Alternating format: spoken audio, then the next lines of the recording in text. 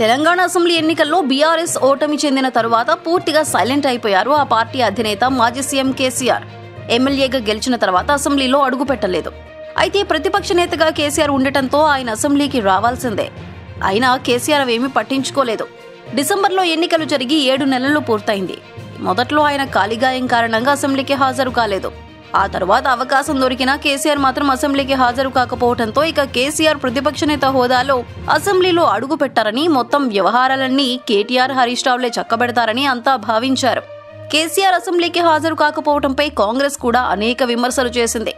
అవకాశం దొరికిన ప్రతిసారి కేసీఆర్ అసెంబ్లీకి వచ్చి మాట్లాడాలంటూ కాంగ్రెస్ నేతలు సవాళ్లు విసిరారు. తాజాగా తెలంగాణ అసెంబ్లీలో బడ్జెట్ ప్రవేశపెడుతున్న సమయంలో కేసీఆర్ అసెంబ్లీలో అడుగుపెట్టారు. నందినగర్లోని తన నివాసం నుంచి కేసీఆర్ అసెంబ్లీకి బయలుదేరి వెళ్లారు. ఆయన వెంట ఎమ్మెల్యేలు పల్లా రాజేశ్వర్ రెడ్డి, పాడి కౌశిక్ రెడ్డి, మాగంటి గోపీనాథ్తో పాటు మాజీ ఎమ్మెల్యేలు బాల్క సుమన్, జీవన్ రెడ్డి వంటి వారు వెంట ఉన్నారు.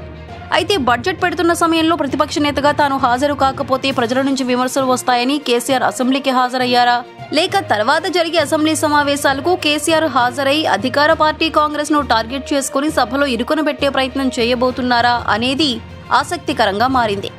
ఏది ఏమైనా ప్రతిపక్ష నేత హోదాలో కేసీఆర్ మొదటిసారిగా అసెంబ్లీకి హాజరు కావటం పెద్ద వార్తగానే మారింది.